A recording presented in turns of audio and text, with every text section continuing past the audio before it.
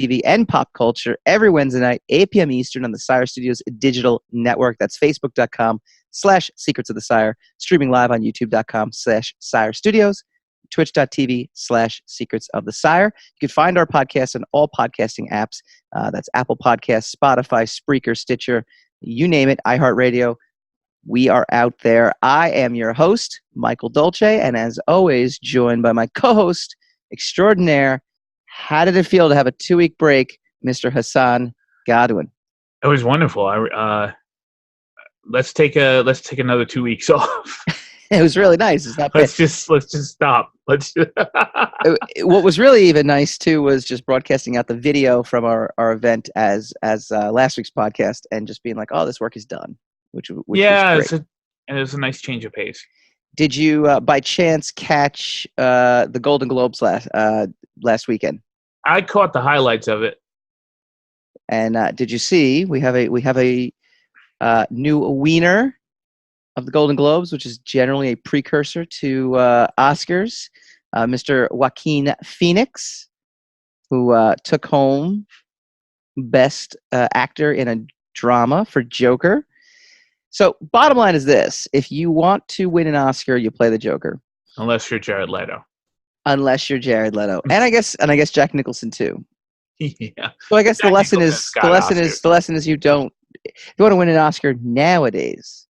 Nope, Jared Leto still doesn't work. Still doesn't work. Exactly. And did you see a former Batman was trending earlier this week also? Christian Bale rumored to be Beta Ray Bill in Thor: Love and Thunder. Yeah, that's all right. Well, like Taika Waititi can make that work. Casting rumors. All right, we're gonna talk New Mutants trailer tonight. Do a little trailer truth or trash that came out. We're gonna spin the 2020 movie racks, and we're gonna put ourselves into December 31st, 2020, and we're gonna name the highest grossing film, the most popular film, and the most controversial film when we spin the racks. But first, we start with hashtag ReleaseTheJJCut. Now, this actually started trending, I think right before New Year's or right after New Year's. It was on a website called Disney Star Wars is dumb.wordpress.com. And what it did was it pulled from someone from Reddit, who was, I guess, supposedly an insider. We will obviously disclaim this by saying it was someone from Reddit. So, take it for what it's worth. That being said, all the stuff that he talked about, or he or she, this user posted, or they or theirs, posted on Reddit was, it was big news. It was, I don't want to say big news, but it was a big trending topic. So whether or not this is accurate or not, it definitely made the rounds. So what exactly am I talking about? I'll give you some snippets.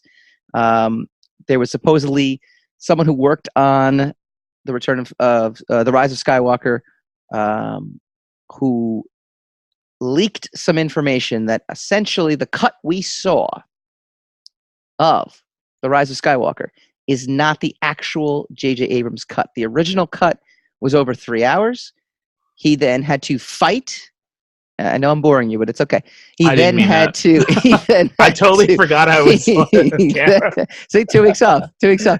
You're supposed to hide these things. I was. Next thing you know, you're gonna pull a sandwich out, start eating a sandwich, and you're gonna sneeze right into the mic. I'm genuinely hungry. I am genuinely hungry right now. But okay. The J.J. Abrams cut originally was over 3 hours. He was content to do that. The studio then fought with him to cut it down and to put more lip service, more fan service into it. He did. He cut it down to 2 hours and 37 minutes. The cut we saw was 2 hours and 21 minutes, and scenes were supposedly rearranged. And JJ, quote unquote, was devastated and blindsided by this. He said he's been feeling down over the last 6 months because of some ridiculous demands Disney had that changed his movie story.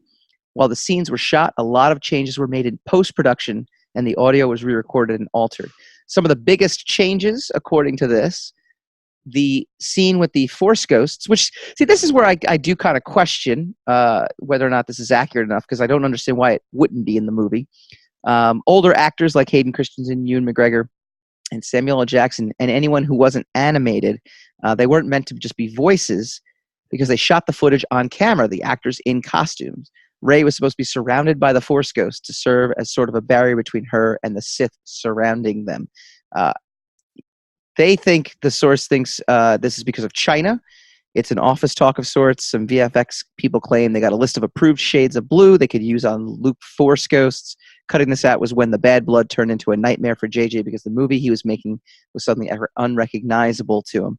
Another thing was the addition of Janna. Janna was supposedly confirmed to be Lando's daughter, whereas it was basically weirdly kind of insinuated at the end, just because you're like, oh, hey, you're Lando and you're a black character, so you guys obviously have to be related because it's the galaxy, and somehow that is the only way you guys could be absolutely related because you just happen to be there. She's also going to be dating Finn. So, right. So the other thing. Right. So that was kind of interesting. There's a whole bunch of other stuff where they were talking about, Rey not only healed Kylo's face scar, but she killed Kylo when she healed Ben. Kylo ceased to exist when Rey healed him. My source mentioned that some people assume it was Han Solo who healed him, but that isn't true, and that wasn't Han Solo. That was Leia using her own memories, as well as Ben's, to create a physical manifestation of his own thoughts to nudge him towards what he needed to do. That was her own way of communicating with him, and it wasn't possible without her dying in the process. She made the ultimate sacrifice, and this flew over people's heads with the Disney cut. And finally, Finn wanting to tell Rey something was always meant to be Force sensitivity. In the 3-hour cut, it's explicitly stated there was a moment when Janna and he are running on top of the Star Destroyer, and Finn needed to unlock or move something, and he Force moves it and acted surprised when it happened. This was replaced with a CGI'd BB-8 fixing whatever he needed to fix on there. What, if any, do you make of some of the stuff? And I mean, I can go on too. There's other stuff. Babu Frank was supposed to be cut. They thought people, Disney thought. What do you think of the idea that Disney has essentially co-opted this franchise for the final installment? See, that to me seems plausible. That to me, actually, it doesn't necessarily justify the 3 movies we've seen. It doesn't necessarily justify, everything that kind of happened. It goes on in this thing to say JJ was not happy with where The Last Jedi took the story. The final result is a mix of that story and the story told by Disney, and whoever they tried to impress. JJ is gutted over the final result. Well, first of all, it's a rumor. I get it, right?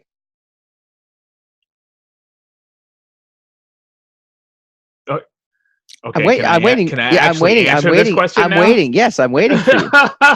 Okay. I know you'll check the video. The 2 times I opened my mouth to answer, and you started talking again. I thought you were eating a sandwich. Go ahead. No sandwich. Go ahead.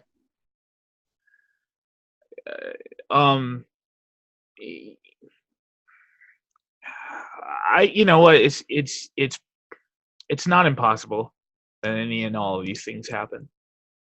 I don't think it matters, personally, because the changes that they made, or the changes that it sounds like they made, are still, still part of this incoherent, like, jigsaw puzzle kind of mess that the movie would have been in the first place. So these set pieces would have been different and a little more interesting, maybe. All the Force Ghosts showing up at the end would have been a pretty visual. Would have given me like a moment, in the theater, like, oh, okay, that's nice. But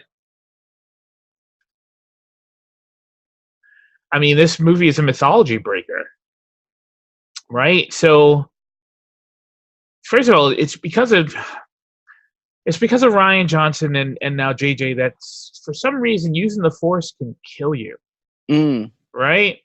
So Luke dies because he used the Force. Leia died because she used the Force. Rey died because she used the Force. Kylo died because he used the Force. Yet the Emperor lives on, so these other people who manipulate the Force, they survive. I mean, it's just so, I don't know.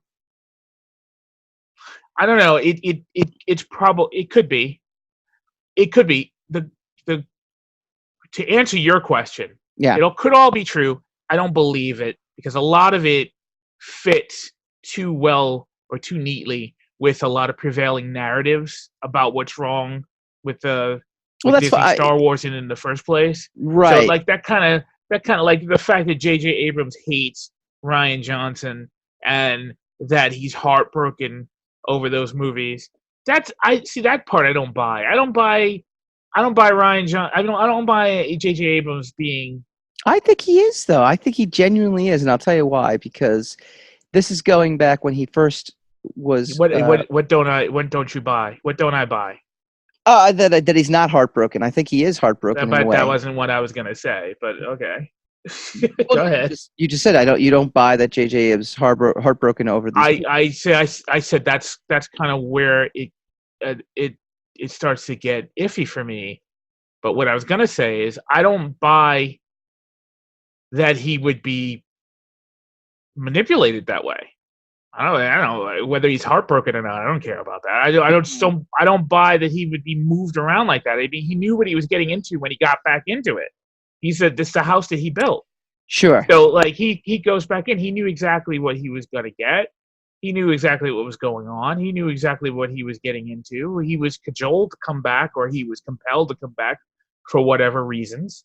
So, like, to come back and then for him to be like feeling betrayed about, like, or in some way blindsided by the corporate soullessness of Disney's want of a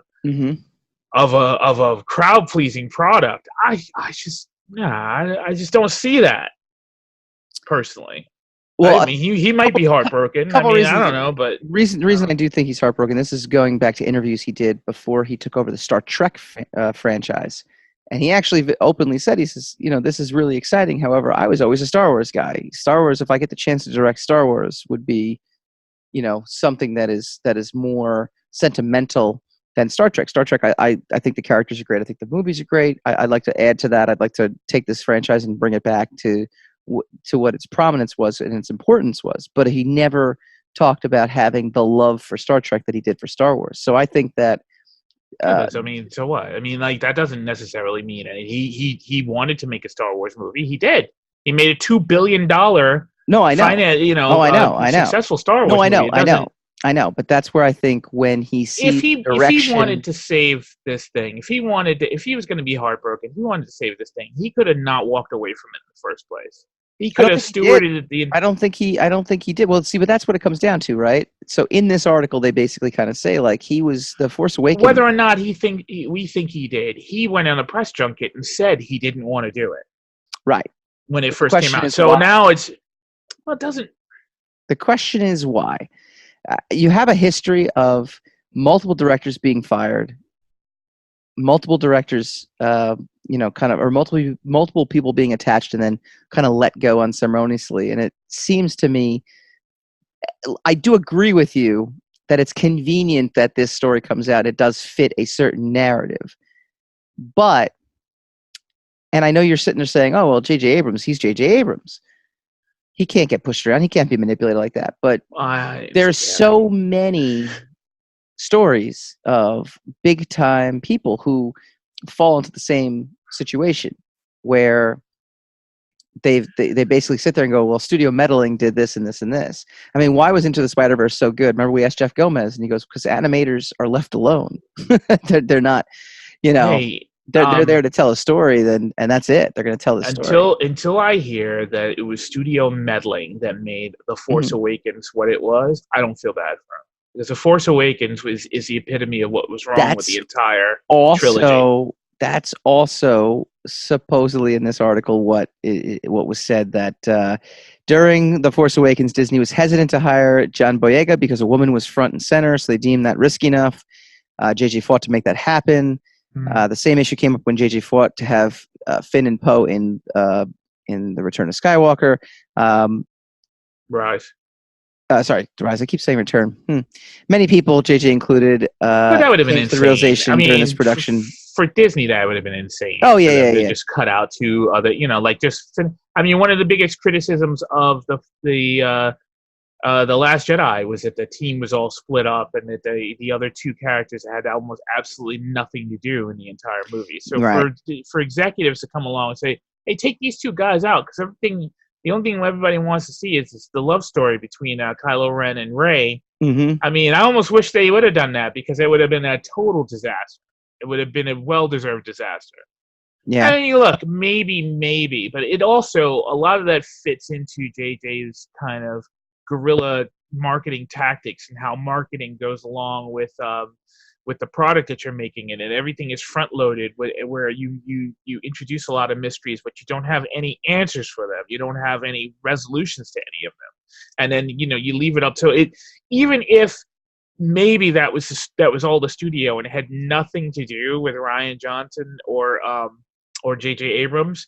Yeah. It fits JJ's MO so well to have situations where, like, not explaining Rey's parents, and not explaining where the lightsaber came from, and not even giving us a tidbit of information that we could go on so that we could carry it through to the next one.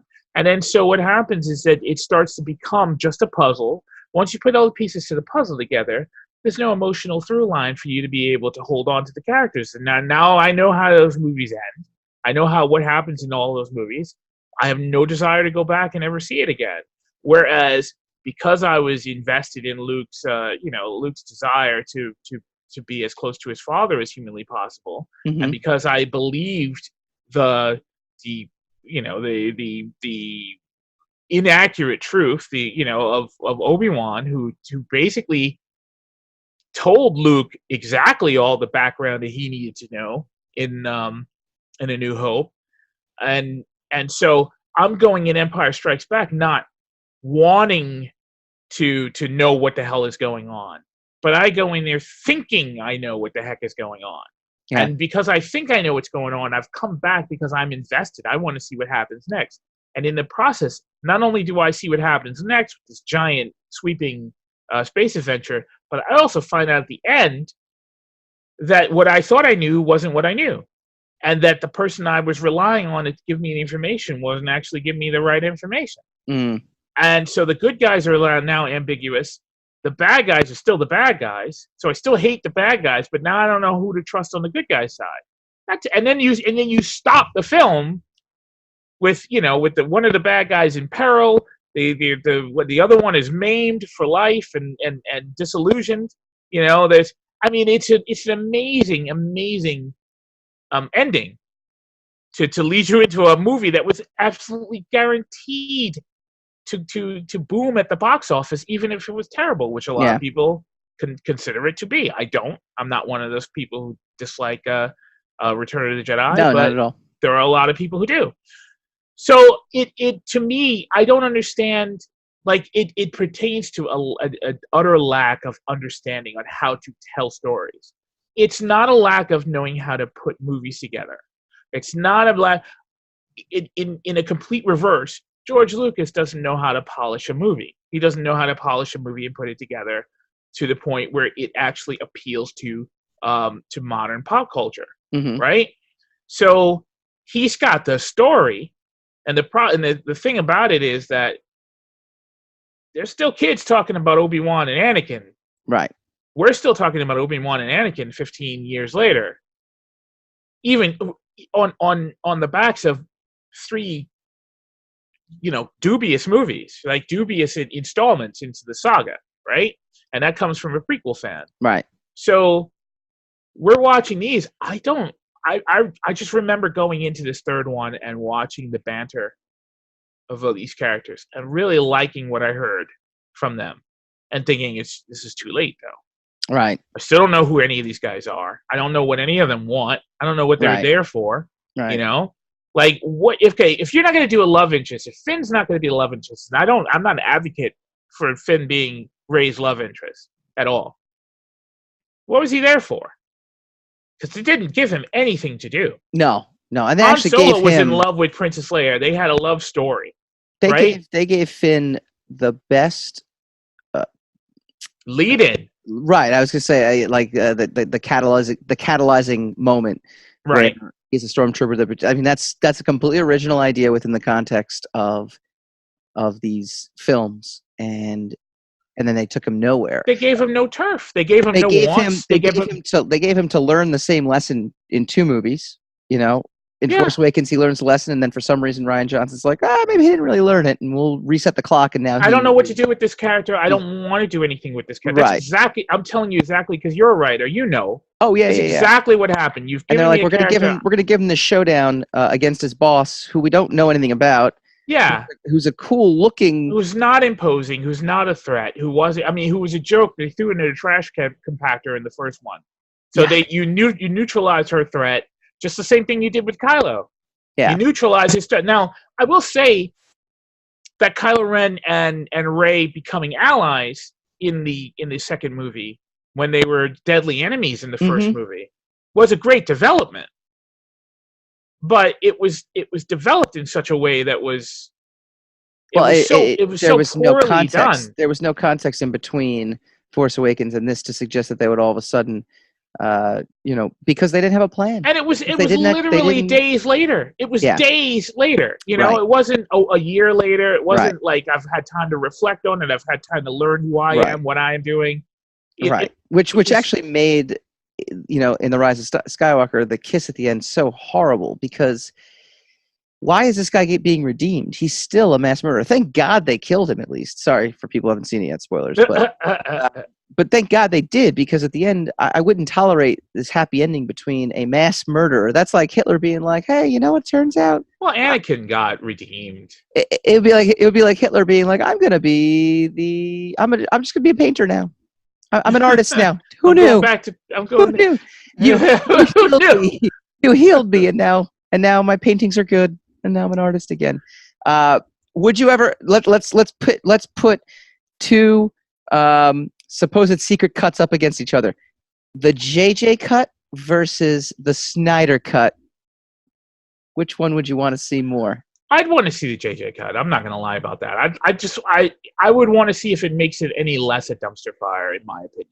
Yeah. Because like the Snyder's extended cut of Batman versus Superman allowed me to like the film a lot more. And I'm not nearly as invested as in the DC EU as I am or was in Star Wars. But watching that, I'm like, oh, that's why that character did that. And that's why, and that's why Wonder Woman's after that picture. And that's, so, I mean, it still was ridiculous. It's a ridiculous movie. Do you bleed? Oh my God, what is happening? It's written by the same guy. That's the other problem. Right.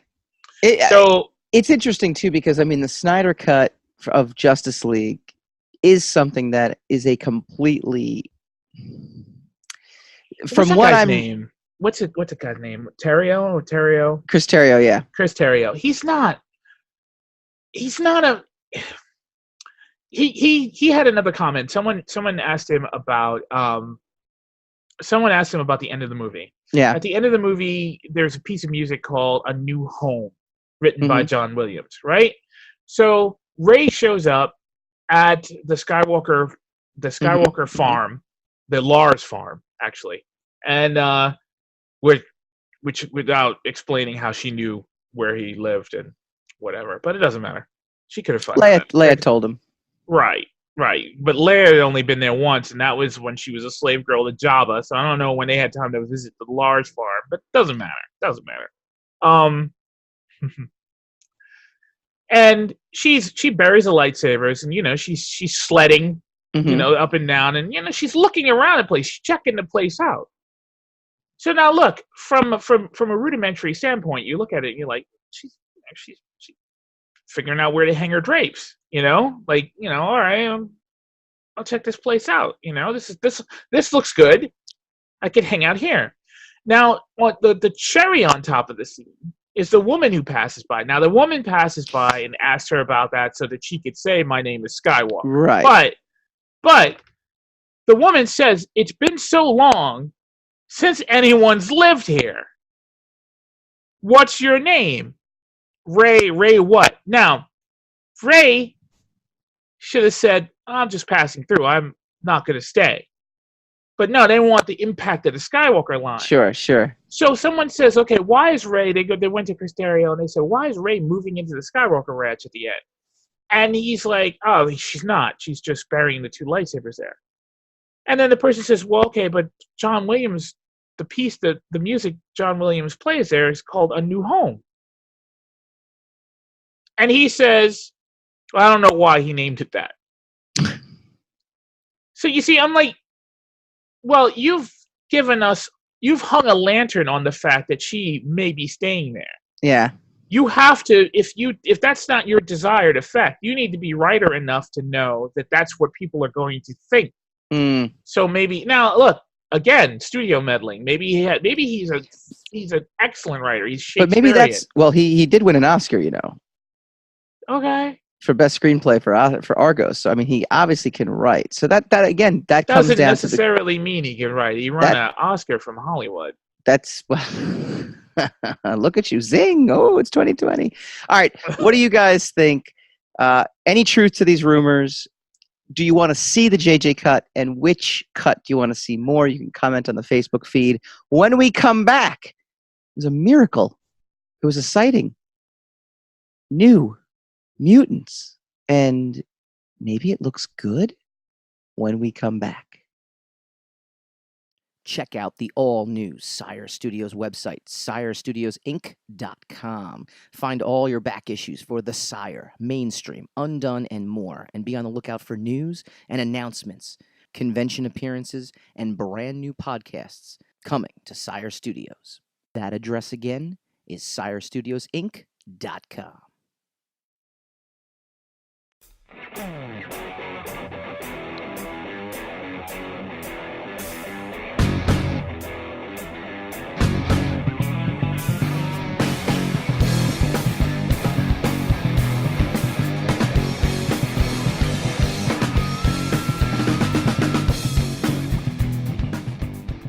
Welcome back to Secrets of the Sire. I want to give a shout out to our patrons.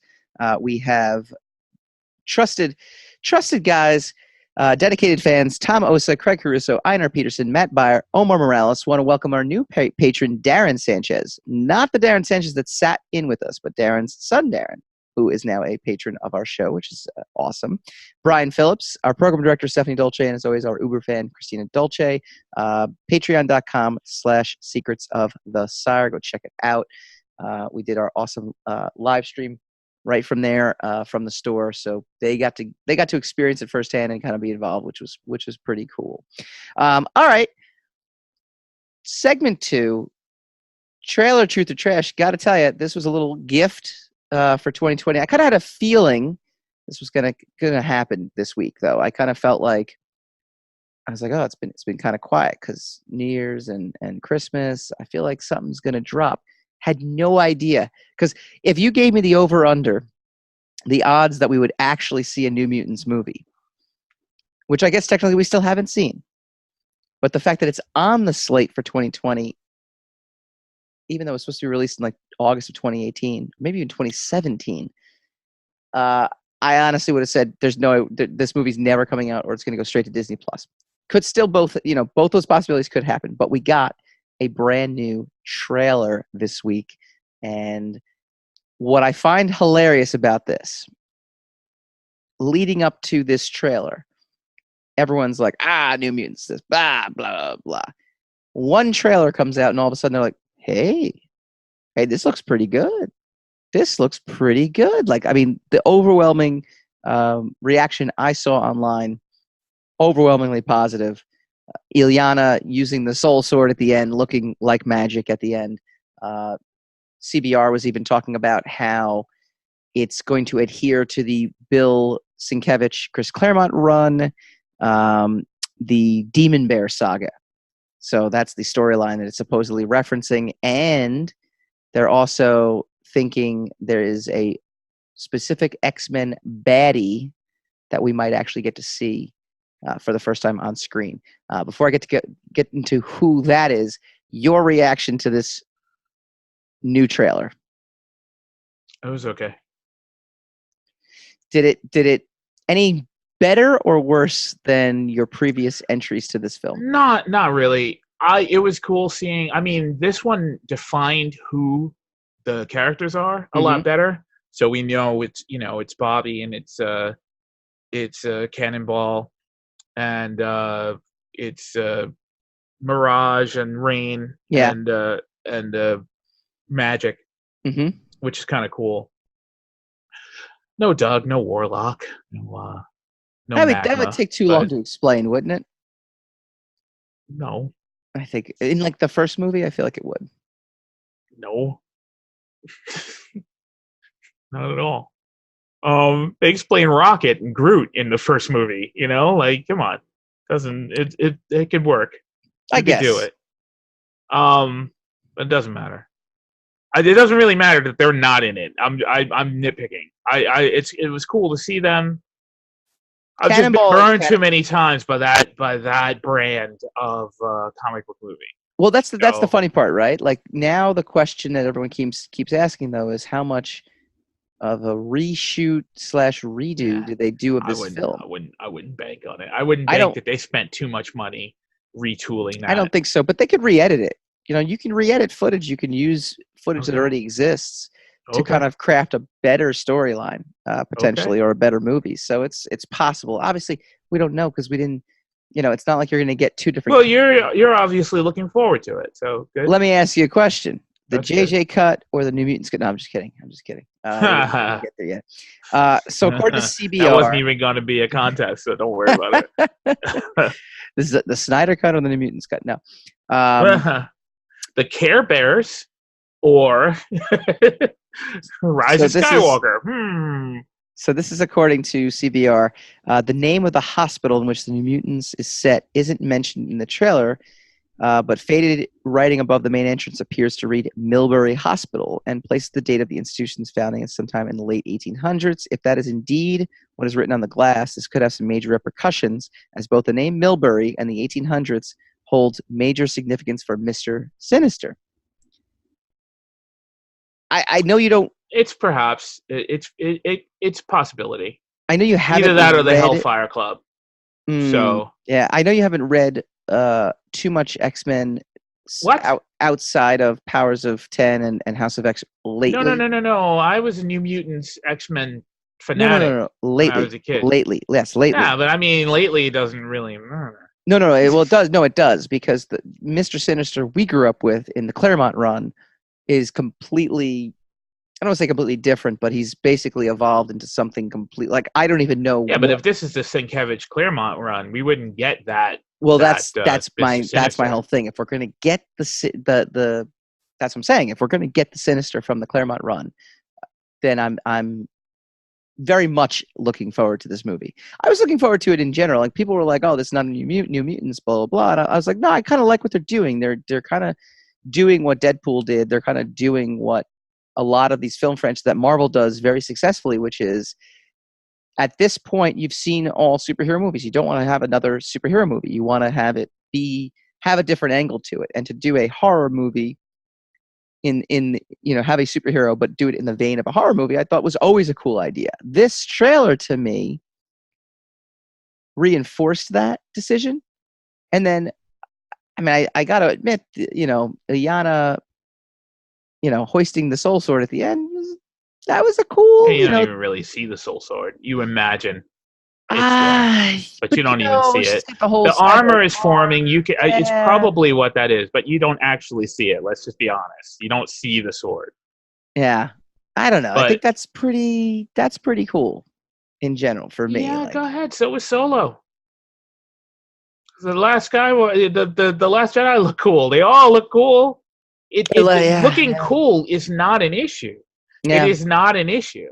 It's just like, okay, where is this coming from? Who's bringing it to us? What is their intent behind it? Now, you don't have to meta watch these things and be concerned. If you're excited about that stuff, then absolutely, man, more power to you. Yeah. More power to you. I just, for me personally, it's like, all right, I'll wait till a couple people see it. I am not going to be first in line to go see that. I'm a real big fan of the New Mutants. I didn't like the first trailer. I like this trailer a lot better because it defines it better. Mm-hmm. And I like the fact that okay, these are actually the New Mutants. They didn't throw Jubilee in there. Right. They didn't throw, they didn't a whole bunch of Morlocks in there and try to make it out to okay. So you're actually taking the team of the New Mutants and you're doing a story behind them, which is fantastic. More power to you. But I'm gonna wait. Because I went to see The Dark Phoenix. You know what I'm saying? Not as horrible a movie as everyone makes it out to be. Not a great I'm the one movie, who said it wasn't horrible, and you said it was. And now I'm saying, look, it wasn't a great movie, and now you're saying it's not. It's ridiculous, but it wasn't a good movie. They blew the Dark Phoenix saga to twice. your devil. No, it's not even just that. They blew the Dark Phoenix twice. Oh yeah, absolutely. And absolutely. it's easy. It's not easy source material, but you've seen how it's done now.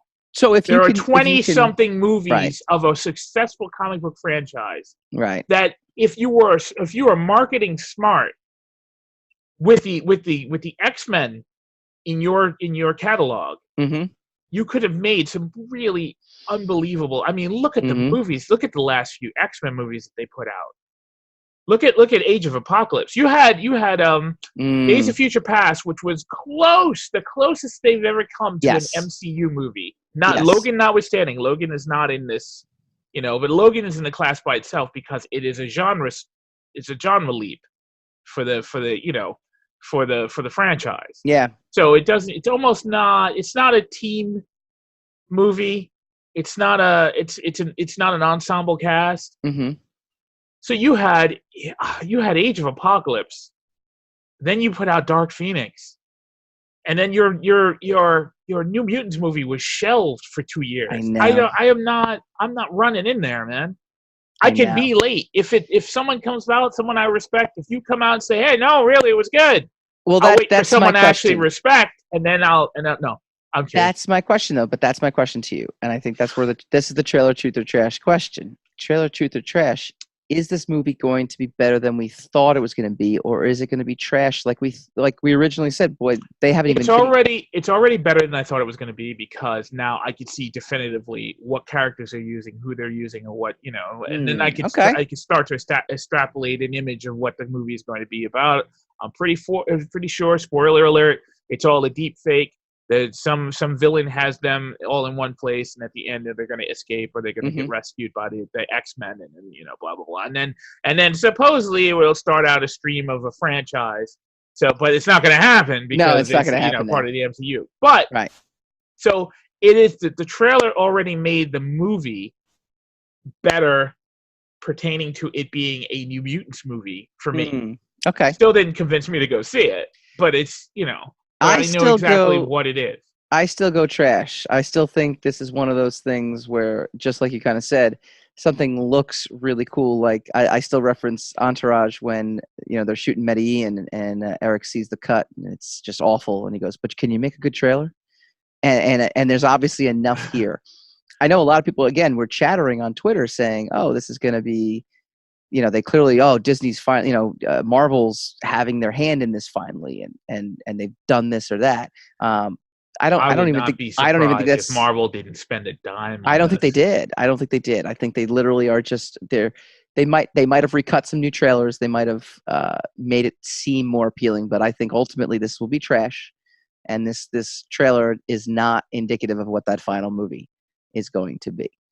But it is on the 2020 movie slate, and when we come back, we will go spinning the racks.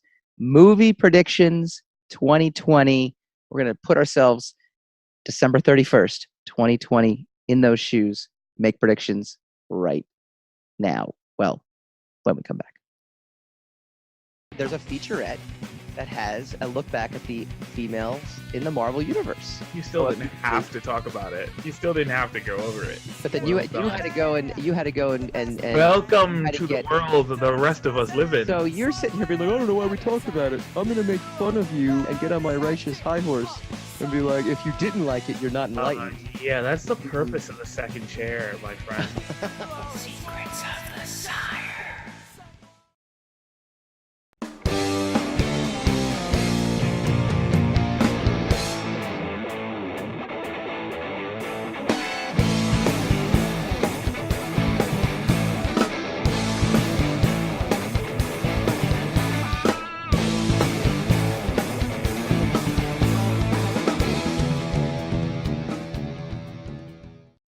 Welcome back to Secrets of the Sire, talking comics, movies, TV, and pop culture every Wednesday night, 8 p.m. Eastern. I want to thank you guys all for joining us as we normally do. And as we normally do, we like to go take a deep dive into all the material, the source material, before you get to see it on the screen. We call this segment Spinning the Racks. Spin the rack, spin that rack. However, tonight, we're going to do a little, instead of doing the deep dive into the source material behind the movies, we're going to talk about the movies to come. We're going to talk about 2020 movies. Hassan, let me give you the list and the dates. This is actually courtesy of Movie Facts. Want to give a shout out to them on Instagram, Movie Facts. Go check it out. They did this really cool poster. They did all our work for us, which is awesome. They basically kind of gave us all the genre / comic book films that are coming out. I'm going to skip over a few like Bad Boys and Fast and Furious, while, you know, even 007, while they are genre films for sure, we lean toward the comic book movies / sci-fi variety. So that is what we'll stick with. Animated, you know, something along those lines, something that was maybe based off a cartoon movie, a cartoon or comic book. February 2nd, I believe it is. Yep, February 2nd, Birds of Prey.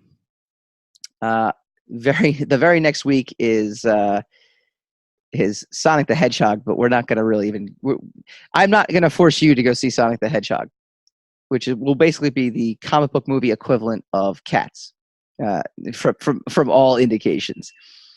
Again, skipping through James Bond, etc., etc. New Mutants hits April 3rd. Black Widow comes out the very next month, May 1st.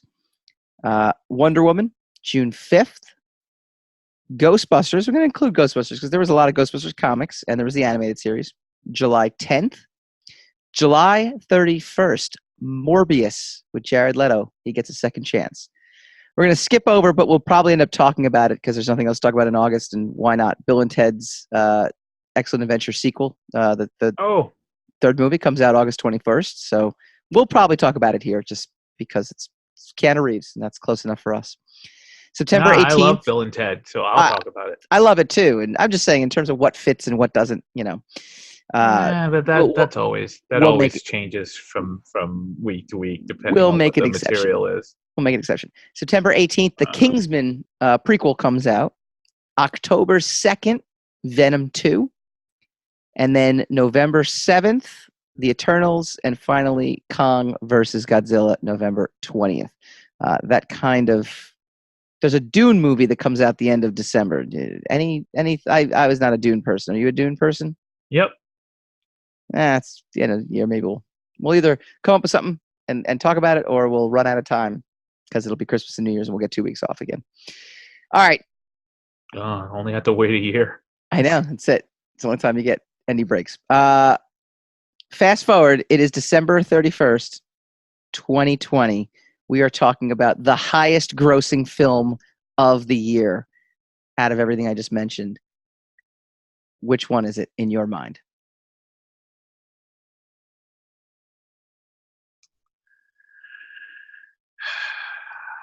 Leaving out the movies that you left out already, right? So only the movies that you mentioned. Yeah, just the ones I mentioned. Between Ghostbusters and Wonder Woman. I'm going to say it's between Wonder Woman, Venom 2,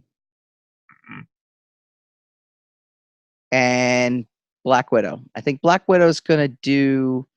You said highest grossing. You didn't say which would be successful. Yeah, no, highest grossing. I don't think Black Widow is going to be the highest. You don't think so? It's the only real true Marvel movie out next year. Eternals comes out. I don't think it'll be. I think it'll be high grossing. I think it will be gross highly. Yeah. I don't think it'll be the highest. What's your top three? What's your top three in order grossing? What do you think? Like I said, I think Wonder Woman. Yeah. Ghostbusters. Mm-hmm. And maybe Black Widow, but I think it would be the third. I think it's going to be Wonder Woman also. I really do. I think that's going to be just based off of the It's going to be an opportunity to kick it over the hype. the $1 billion. Yeah, I think it's going to definitely do it. I think what's going to carry Ghostbusters is the really poor showing of the all female Ghostbusters. You think so? Do you think there's going to be a rally cry? Yeah, just like there was for Captain Marvel, just like there was for there's something else that did really well. In spite of all the negativity that it got, it actually did well. On kind of like in an answer to it. I don't. Venom was just an outlier. I don't believe the second Venom's gonna. I think it's gonna end up being like It 2, It Chapter 2, where the first It was like a surprise hit. Right. They're like, oh, we got us a franchise here. Right. And then they made the second one. It's like, nah, everyone really likes kids in the 80s. Yeah. So when you get the burnout versions of the kids, nobody's gonna run Not so to much, see that. Yeah. Do you know what's funny? It 2 to me came out, and I could be completely wrong here. I felt like it just came out last year, and then It 2 all of a sudden came out like 6 months later. It was It 2 was 2017, wasn't it? I think It 1 was 2017. Yeah, and It 2 was 2019. You took 2 years to do that. I don't know why. I don't know why you would be indulgent like that and take an entire 2 years. With all the content that's coming out. Yeah. Even Peter Jackson got the Lord of the Rings movies done per year. So there's really no excuse why your It movie couldn't have come out the next year. I'm gonna say Wonder Woman, followed by Black Widow, followed by Venom 2. I think Black Widow is going to do surprisingly really well. I think another movie I'm sure it will do well. I don't know, there's still Dune at the end of the. I think one of the highest grosses is not going to be on your list, but I think the James Bond movie is going to be. I think James Bond will be very, very good. I think that will definitely bring in a big audience. The reason I think Ghostbusters is one of those franchises that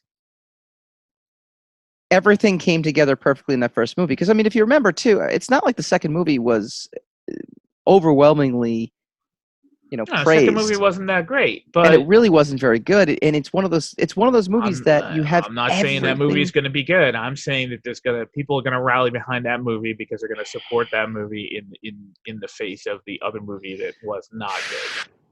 And that seems to be like people seem to meta watch things where they seem to be making statements with what they decide to watch. No kidding. Like weird. They have agendas. It's crazy, right? It's better that the people have agendas than the movie studios have agendas.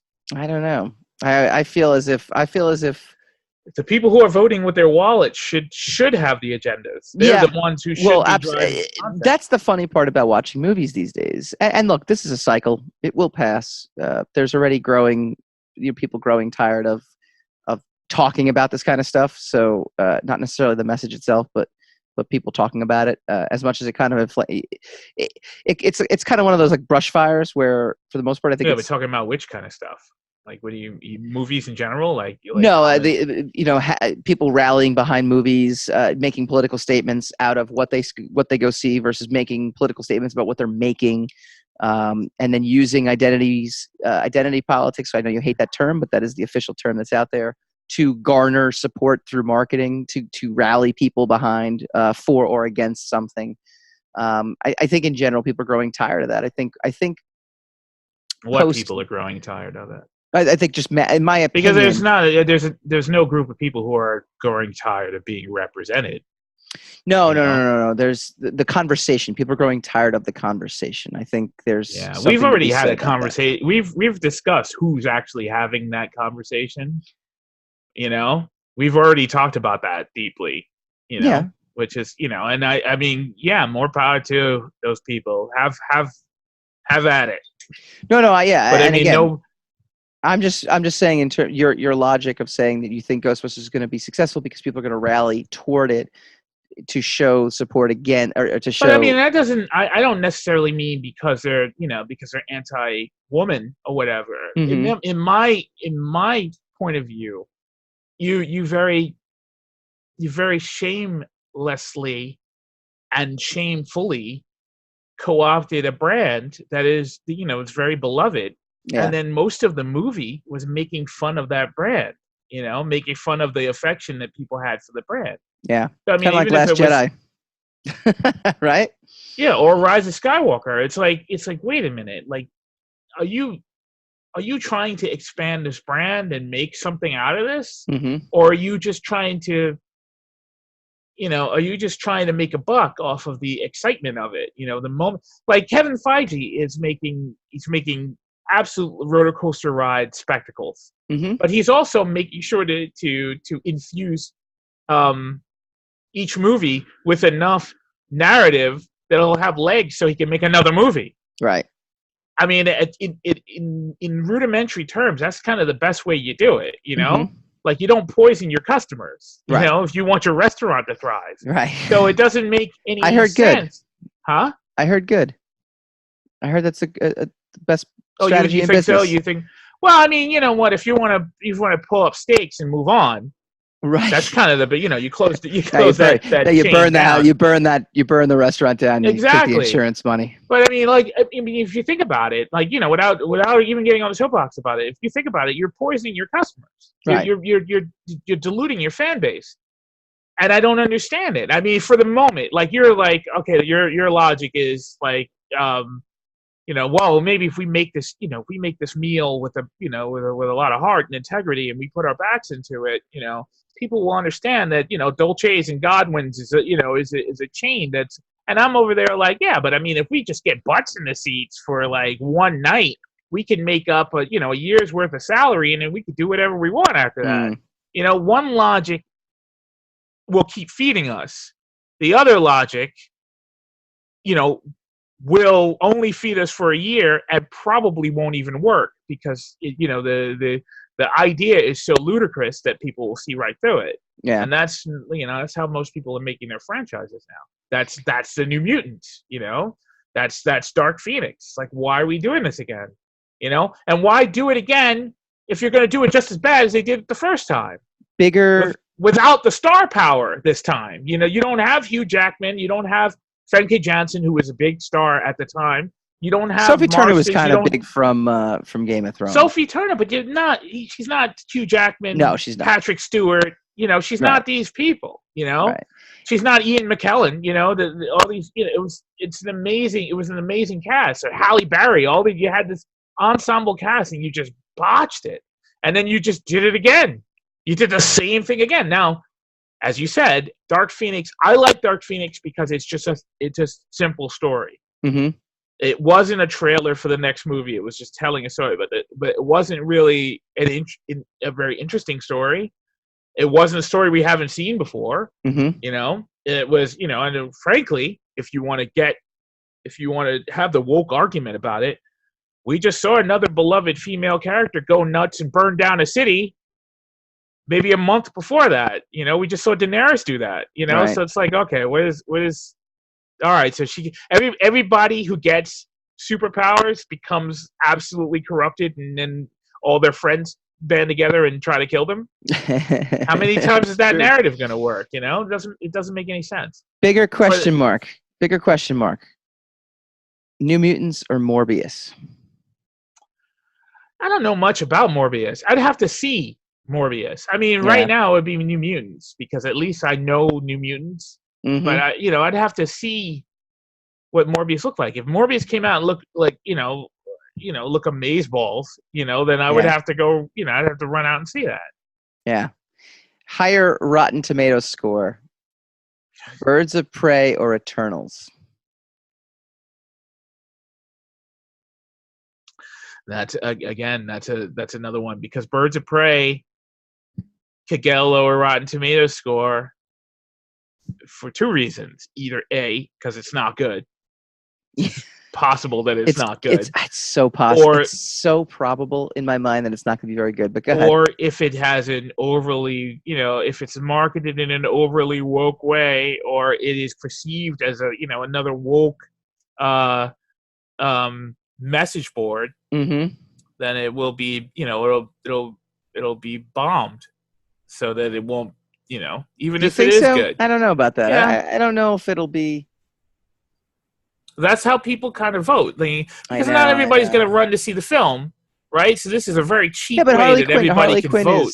Harley Quinn's a very famous character. That's why I actually said, first of all, I don't think the movie's going to be very good. That didn't really help with Suicide Squad. Suicide Squad did okay, but it didn't push them over the top. No, but now, I mean, once, so Suicide Squad's interesting, right? It wasn't a very good movie. It wasn't put together correct. However, Margot Robbie was such a star in that movie. That was the Halloween costume. That has now become the symbol for this generation's like female, antagonist, anti-hero, whatever you want to call it. That I feel like is going to carry over into the sequel, where you have people going because they want to see Margot Robbie as Harley Quinn. Maybe. They loved her version of it so much. Maybe. And it or made maybe such it's an Blade impact. Runner all over again, where it's got all this cult fan following, and it was, it's a seminal work of such and such a time. It's a science fiction powerhouse, and then they make a really good sequel to it. Yeah, which some people argue is actually better than the original, and nobody went to see it. I know. It didn't. It just did not have didn't carry it over. But You never know. You've got the Eternals and a whole. You got Angelina Jolie and a whole bunch of.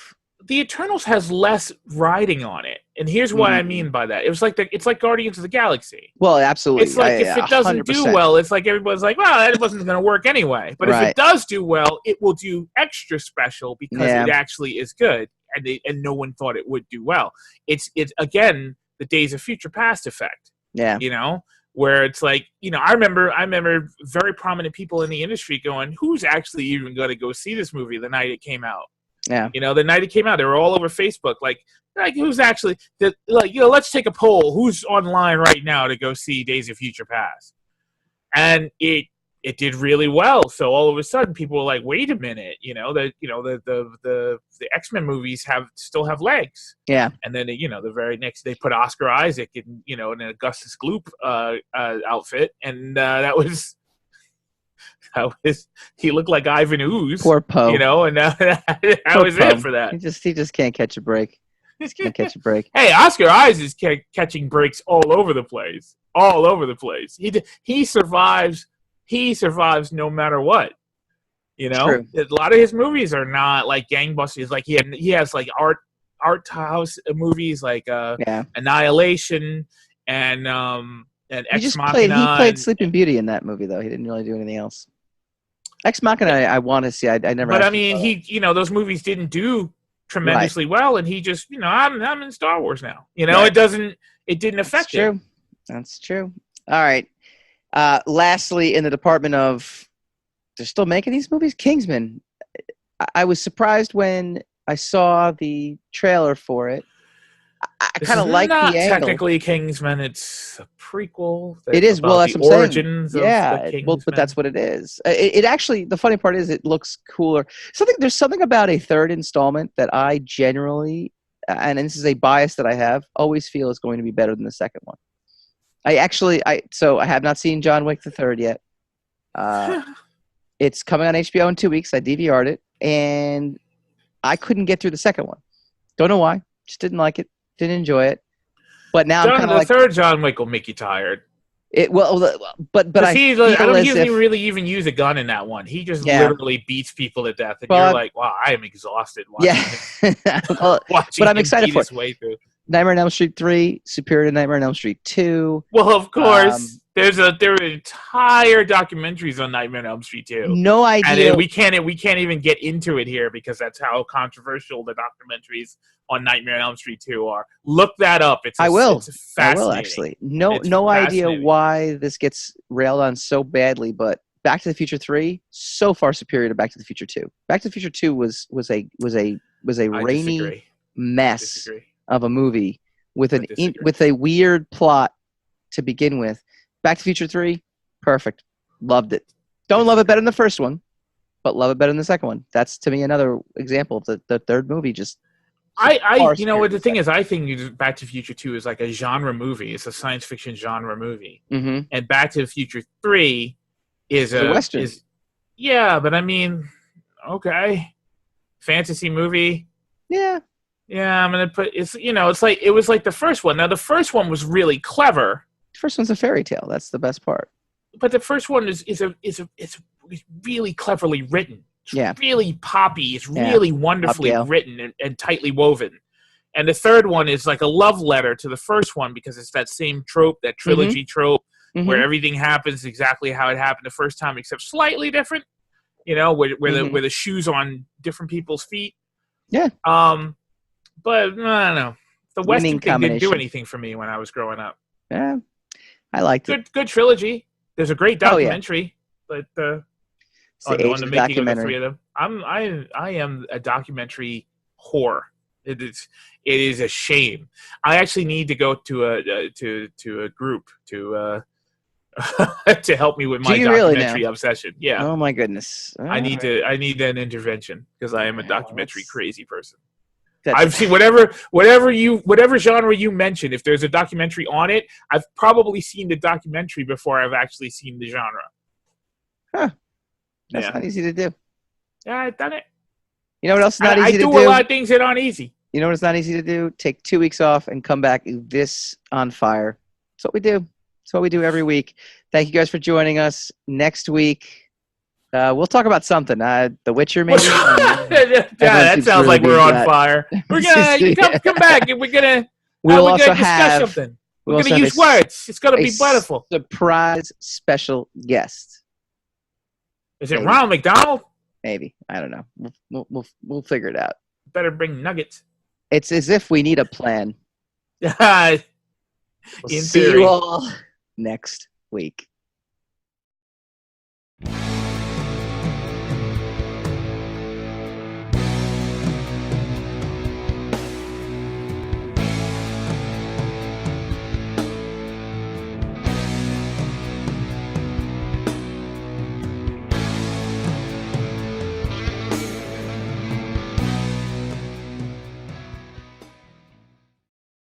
Secrets of the Sun.